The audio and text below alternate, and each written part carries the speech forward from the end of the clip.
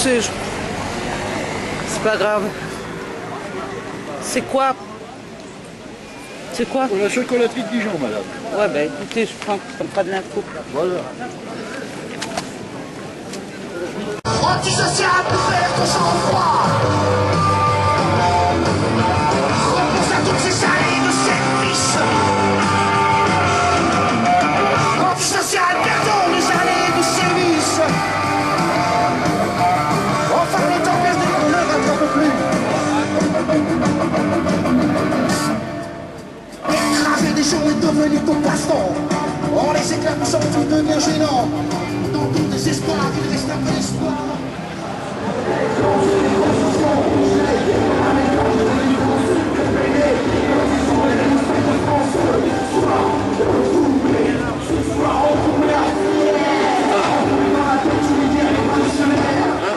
Solidaire de Dakar à Jakarta, faire péter les watts comme un acte humanitaire. Pour nos voisins, nos cousins, nos petits frères, pour les nôtres, pour nos quartiers populaires. Réveillez-les, et dis-leur c'est salutaire. Debout là-dedans, nous te détruisons, le paquet qui soulève le camp.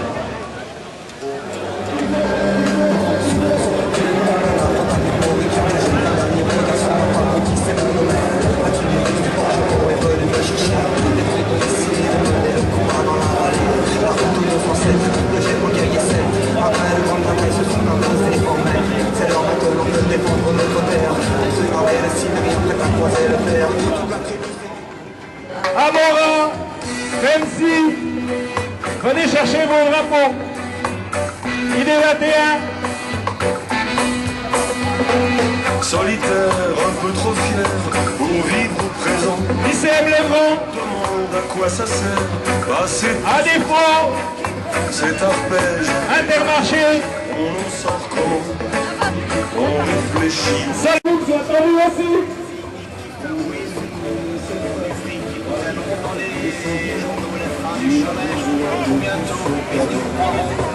Jamais qu'on ne veut plus travailler pour des tyrans pour moi, comme fait courir flexible et pays. Je l'ai déjà vu, c'est quoi?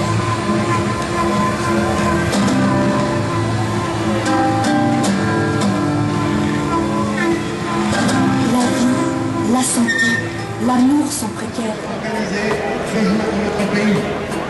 Nous considérons que les réponses du gouvernement et celles du patronat, ainsi que celles des directions d'entreprise, continuent de creuser l'écart entre les attentes sociales des salariés et les exigences constantes pour pérenniser le système économique actuel.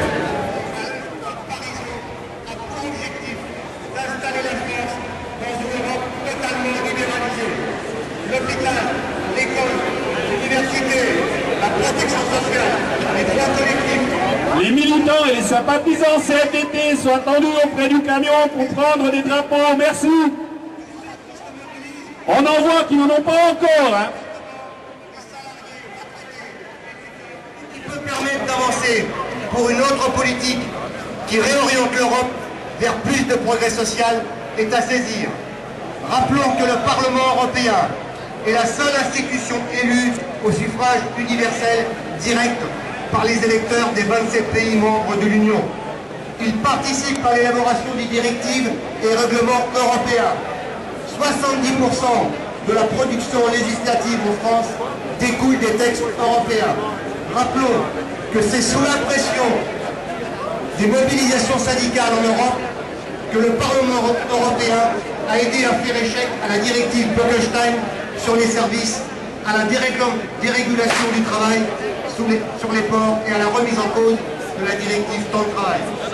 Voilà, chers camarades, chers amis, il nous faut rester mobilisés, unis et aller encore plus nombreux à la rencontre des salariés pour préparer les futurs rendez-vous. Bonne manifestation. Dans cette manifestation unitaire du 1er mai 2009.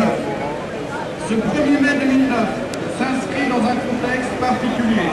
Partout la crise sévit, porteuse de son lot de drames humains pour des milliers de salariés et de familles entières qui voient brutalement le chômage et ses conséquences rester en condition de vie.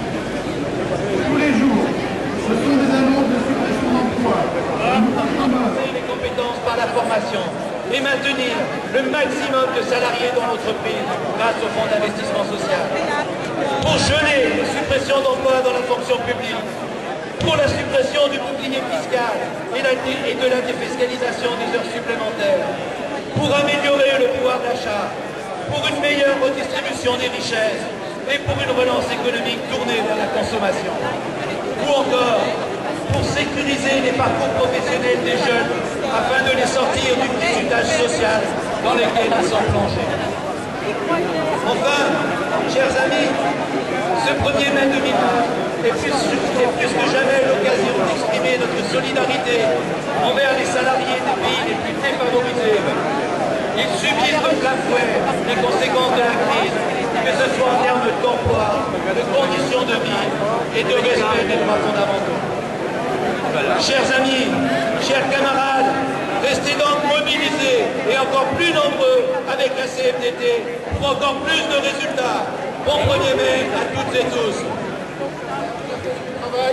Mais aussi dans un esprit de manifestation dans la continuité du 29 janvier et du 19 mars.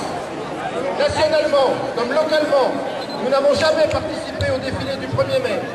Nous y sommes cette fois-ci, car les principaux mots d'ordre sont l'emploi et le pouvoir d'achat, et aussi la défense du service public. Nous sommes là pour que ce 1er mai soit un nouveau temps fort de mobilisation et une mise en demeure du gouvernement et du patronat. On voit les licenciements dans les entreprises, les intérimaires qui disparaissent par centaines, les bas salaires, les gens au SMIC depuis 30 ans, le chômage des jeunes, les suppressions de postes dans la fonction publique. Les salariés, les retraités et les chômeurs ne sont pas responsables de la crise économique et financière et sociale dont ils sont les victimes. Devant l'ampleur de la crise, il faut aller plus loin. Le gouvernement et le patronat doivent nous entendre. Nous exigeons l'arrêt des licenciements et des suppressions de postes publics et privés, le maintien du pouvoir d'achat et l'augmentation générale des salaires, retraite des minima sociaux, la réglementation de la sphère financière internationale, la suppression du bouclier fiscal et des parachutes dorés. N'en déplaise à Mme Parisot, il faut remettre en place la taxe professionnelle ou tout nouvel impôt sur les entreprises pour la remplacer. La suppression de la taxe professionnelle va entraîner la perte de plus de 22 milliards d'euros, soit l'équivalent de plus de 10% du budget total des collectivités locales, sans qu'aucune mesure sérieuse de substitution n'ait été avancée préalablement. La défiscalisation des heures supplémentaires dans une période de récession doit être abandonnée. Dans l'année 2008, les 40 millions d'heures supplémentaires déclarées représentent environ 90 000 emplois qui n'ont pas été créés. En un an, 300 000 chômeurs de plus ont été recensés par les statistiques officielles. Ces mesures dissuadent les entreprises d'embaucher des jeunes ou des chômeurs, alors que les milliards d'euros qui leur ont été consacrés pour être avantageusement être mis au service de la création d'emplois. L'augmentation du nombre de chômeurs, la baisse significative de la consommation, l'incertitude grandissante sur l'activité des entreprises témoignent de la gravité de la crise qui frappe de plus en plus de salariés sans que nul ne puisse aujourd'hui en prédire la durée. Voilà 3 fois que nous descendons dans la rue pour exprimer nos revendications. La colère monte. Nous n'allons pas indéfiniment promener le bon peuple. Le gouvernement et le patronat doivent rapidement mettre en œuvre les mesures déjà prises et engager les négociations et les concertations pour répondre à l'ensemble des revendications.